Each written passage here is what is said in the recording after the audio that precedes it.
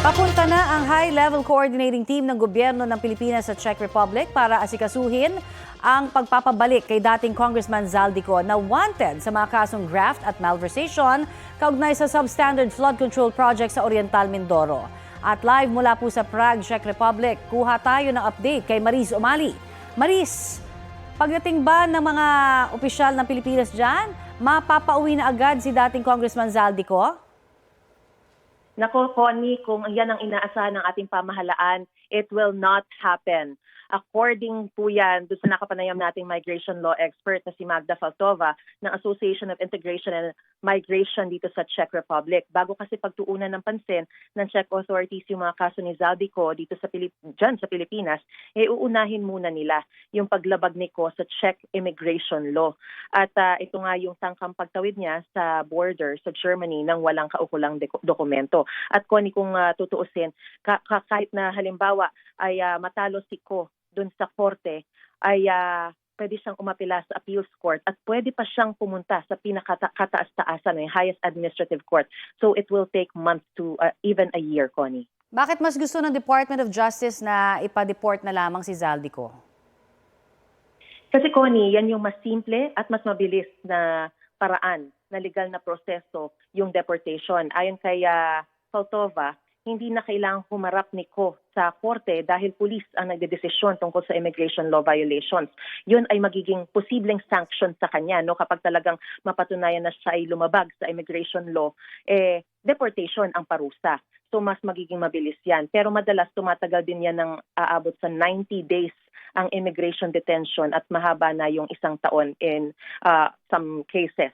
Extreme cases daw, Connie. At bakit daw kaya mas komplikado yung dadaan pa sa extradition process ko?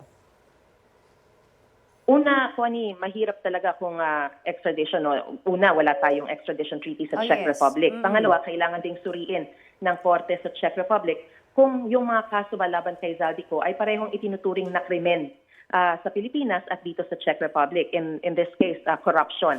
Although mahigpit din naman talaga ang Czech Republic sa corruption, pero kailangan nila mapatunayan na talagang pareho ang yung weight, no? At kailangan makakatulong daw talaga kung may red notice from Interpol na ipadala dito sa Czech Republic. At doon nila sisimulang suriin yung criminal liability ni Zaldico. At isa pa, Connie, susuriin din ng Czech authorities kung malalagay ba sa panganib ang buhay ni Ko kapag inuwi siya dyan sa Pilipinas, kung mapapersecute ba siya kung sakasakali. At ano pa bang po pwedeng gawin ng Pilipinas para makumbinsi ang Czech Republic na i-turn over na si Zaldico? Maganda naman na, Connie, yung ugnayan ng Pilipinas sa Czech Republic, no?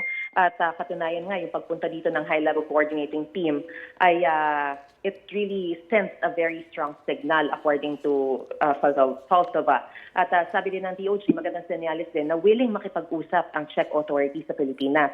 Pwede rin gamitin ng ating gobyerno yung United Nations Convention Against Corruption, pero kailangan pa rin daw ng red notice kasi from Interpol, Connie, kung yan ang ruta na gagamitin ng ating bansa para mapauwi ang ating si Zaldico dyan sa Pilipinas. Dahil parehong signatories dyan yung Pilipinas at Czech Republic, tiniyak na rin ng Malacanang na sisiguraduhin yung kaligtasan ni Ko kung ibinalik siya dyan sa Pilipinas. Pero yun nga, kailangan sana na may red notice from Interpol para masimulan ng Czech Republic o yung Czech authorities yung pag-iimbestiga dun sa kasong kinakaharap niya, which is corruption and malversation. Maraming salamat, Maris Umali.